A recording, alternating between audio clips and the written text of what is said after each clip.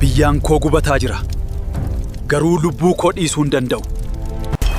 Diina koo dura dhaabbachuuf guyyaan har'aa dhufe.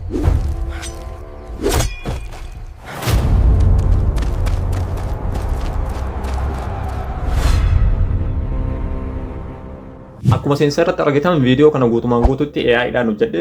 Isinillee viidiyoo akkamitti bilisaan AI kana fayyadamuun viidiyoo mataa keessanii akkamitti akka hojjettan isinitti agarsiisa. Jalqaba chaanaala kana haaraa yoo taatan laayik godhaa. Wanta tokko barattu yoo taatan wanta tokko AI'wwan garaagaraa barachuu barbaadan chaanaalli kun iddoo sirriidha. Chaanaalli kun haaraa waan ta'eef subscribe gochuun nagatiin. Namoonni hedduun chaanaala tokko viidiyoo waan tokko irraa ilaaluuf yookiin immoo dhugummaa isaa osoo mirkaneeffatiin dura chaanaalli kun waan subscriber guddaa hin qabne yookiin nama subscribe isa godhee waan hin jirreef dubbiin kun dhugaa miti jedhanii ilaalanii biraa deemu jechuun waan sanillee dhaqanii practice hin godhan. Jalqaba dhugaaf soba ta'uu isaa dhaqxanii practice gootanii hojiin agarsiiftanii yookaan isinillee ta'e wanni sun soba ta'uu isaa akkasitti addaan baafatan jechuudha. Yeroo ammaa namoonni hedduun fuula isaanii osoo mul'atin viidiyoowwan garaagaraa AI'dhaan sooshaal miidiyaa irratti poostii gochuudhaan galii guddaa hojjetaa jiru. Kanaafuu AI bilisaan viidiyoo kana hojjetu akkamitti akka hojjettan isinitti agarsiisa. Viidiyoo akkanaa kanneen isinillee AI afaan Oromootiin agartanii jirtu. Afaan Oromootiin kan dubbatu prompt kennitanii akkamitti akka hojjechiiftan step by step isinitti agarsiisa. Jalqaba irratti wanta inni isinii ibsuu barbaadu AI'n kun kan hojjetuu danda'u bilbila osoo hin taane kompiitara yookiin immoo laaptooppii qofaa hojjeta. Ka bilbila immoo viidiyoo biraa keessatti guutuu isaatiitti akkamitti akka hojjetan bilisaan bilbilallee isinii qopheessee jira. Isin kana laayik goon taana kaanillee ka bilbilallee isinii viidiyoo biraa keessatti isinii fida. Jalqaba viidiyoo kana hojjetuuf wantoota gurguddoo sadii qabaachuu isin barbaachisa. Inni tokkoffaan idea qabaachuu isin barbaachisa. Lammataan immoo promptidha. Sadaffaan AI itti fayyadamnu jechuudha. Ideaan viidiyoo san maal irratti akka hojjechuu akka barbaadan, promptiin immoo viidiyoo san bifa kamiin akka hojjetu ka AI itti kennitanii AI'n sun viidiyoo isinii hojjechiisu jechuudha. Inni biraa immoo kan amma isinitti agarsiisu kana. Jalqaba idea keessanii qopheeffattan viidiyoo waa'ee maal irratti hojjechuu akka barbaadan, viidiyoo moovii irratti hojjechuu barbaadan, koomedii irratti hojjechuu barbaadan yookiin immoo barnoota irratti wanta garaagaraa irratti hojjechuu barbaadan jalqaba yaada qopheeffatanii AI'wwan idea keessan isinii qopheessan irratti deemtanii idea keessan qopheeffatu jechuudha. Fakkeenyaaf ChatGPT fayyadamuu dandeessu. Ani viidiyoo koomedii garaagaraa hojjechuu barbaada yaada isaa yookiin idea isaa naa kenni, taayitilii isaa naa kenni, iskiriiptii isaa guutuu naa barreessitanii kennuu dandeettanii. Anamma AI Cloud AI fayyadameetiniin idea kiyya yookiin immoo taayitilii kiyya gara viidiyoo kanatti akkamitti akka jijjiirre isinitti agarsiisa. Dhumaatti nu hordofa.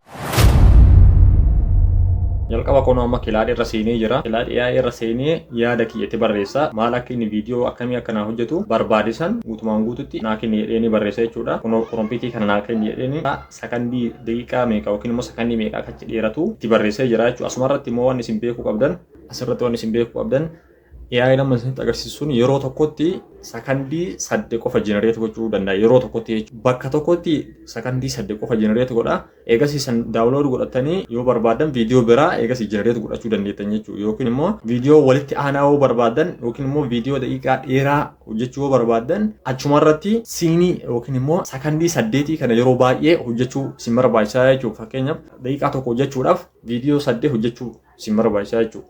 Kanaafuu anamma akkanatti sakandiidhaan sakandii 24 hojjechuu barbaada. Sakandii 24 jechuun viidiyoo yeroo 3 hojjechuu barbaada. Viidiyoo 3 kana egaa hojjedhe viidiyoo 3 kana keessatti immoo namni sun maal akka hojjetu, viidiyoo jalqabaa keessatti maal hojjeta, viidiyoo lamaa keessatti maal hojjeta ka jedhu addaan baasee promptii kennaaf jechuudha. Baay'isaawi promptii sirrii itti kennuun rizaaltii sirrii akka argattan isin godha. Promptii akkamitti akka barreessitan barreeffama ChatGPT akkamitti akka fayyadamtan ka jedhu wajjin viidiyoo guutuu qabadhee isinii dhufaa jira. Chaanaala kana subscribe yoo gootanii argachuu dandeettanii daqiiqaa muraasa keessatti itti yaadee isin promptii sirriitti kennan naa qopheessee jira jechuudha. Maal naa qopheessee viidiyoo jalqabaan hojjedhu, viidiyoo lammataan hojjedhu, viidiyoo sadaffaa irratti an hojjedhu jechuudha. Eegasii walitti viidiyoo tokko walitti qabee viidiyoo tokko godha. As keessatti illee immoo wanni tokkoon isin galuu qabu namummaan tokkochi viidiyoo garaagaraa keessatti deebi'ee aakti akka godhu suuraa tokkocha fayyadamuu qabdan yookiin immoo suuraa tokkocha hin fayyadamnu jettan barreeffama suuraa san bakka bu'u barreessitanii jalqaba irratti barreeffama san itti fayyadamtan, lammaffaa irratti illee viidiyoo lammaffaa irratti illee barreeffama namicha san ibsu fayyadamtan,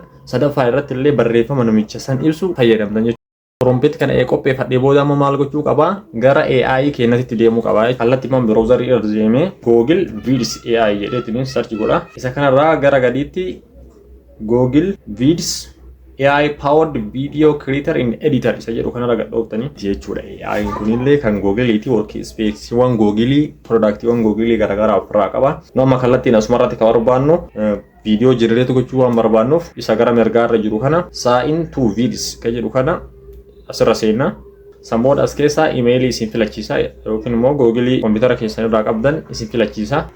barbaadan itti galchitanii asirratti sanbooda yoo isin itti galchitan bifa kanaan yeroo takkaa jalqabaa wala isin seentan wanti isin jechuu danda'a daqiiqaa muraasa isin imeelii keessan addaan baafachuudhaaf xiqqoo isin rakkisuu danda'a yookiin paaswoordii itti galchaa isin jechuu danda'a. Paaswoordii itti galchitanii waan isin gaafatu yoo itti galchitan kallattiimaan gara fuula kanaatti isin fide jechuudha. Gara fuula kanaatti yoo isin fide as keessaa osoo gara duraatti hin tarin dura waan isin addaan baafachuu qabdan viidiyoon keessa landscape akka ta'uu fi portrait akka ta'u yookiin immoo square akka ta'u. Landscape jechuun viidiyoo keessan sa YouTube'dhaaf yoo barbaaddan landscape filattu, TikTok'dhaaf yoo barbaaddan portrait filattu. Anamma asirratti waan YouTube isitti agarsiisuu barbaaduuf landscape jedhu kanarra filadha. Sanbooda immoo gara gadiitti iddoo eda'uu mallattoo pilaasii kana blank vid jedhu kana keessa gadhaa. As keessatti amma yoo asirra dhuftan fiichariiwwan garaagaraa ofirraa qaba. Inni kun kan fayyadu AI qofa yookiin viidiyoo qofa generate gochuu osoo hin ta'in viidiyoo birallee edit ittiin gochuuf illee nu gargaara. Asirratti kun canvasidha viidiyoo keenya itti edit goonudha. Asirra gara mirgaa kanarratti akkuma argitan fuulota garaagaraa ofirraa qaba. Inni jalqabarraa kun nu viidiyoo ittiin generate goonudha. Inni itti aanu immoo voice overii garaagaraa yookiin immoo sagaleewwan barreeffama itti galchinee sagalee akka nu uumu. Inni biraa immoo naannoo banaanallee asirratti arganna. Record illee ittiin gochuu dandeenya. Gabaabumatti viidiyoo editor software viidiyoo edit ittiin goonu tokko guutumaan guutuutti of keessatti qabate jechuudha. Asitti ammoo nu kallattiidha wanti nu barbaannu viidiyoo generate gochuu barbaanna waan ta'eef asirra seenaa isa viidiyoo jedhu kanarra yoo seenne as keessatti iddoo nu barreeffama itti barreessinu isa kana asirratti inni jalqabaa viidiyoo generate gochuudhaaf tooftaalee lama qabna. Viidiyoo barreeffama keenya itti galchinee viidiyoo keenya akka inni nu hojjetu gochuudha.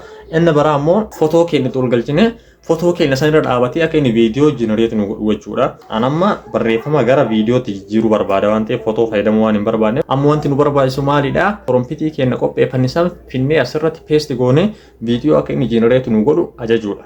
Amma kallattiimaan gara cloud adeemnu jalqaba kan dagachuu hin qabne reference image san jalqaba paste godha. Maaliif siinii hunda keessatti viidiyoo hunda keessatti akka wal fakkaatu waan barbaaduuf jalqaba isa paste asirratti godha. Lammataa immoo maal akka inni hojjetu asirratti immoo dubatti deebi'ee asirraa copy godhee cloud irraa copy godhee achitti Google Videos irratti deebi'ee paste godha.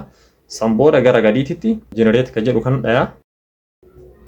Daqiiqaa muraasa keessatti generate godheetiin hin xumura. Kuno viidiyoon keenya generate nu ta'ee jira jechuudha. Haa nu barbaannu.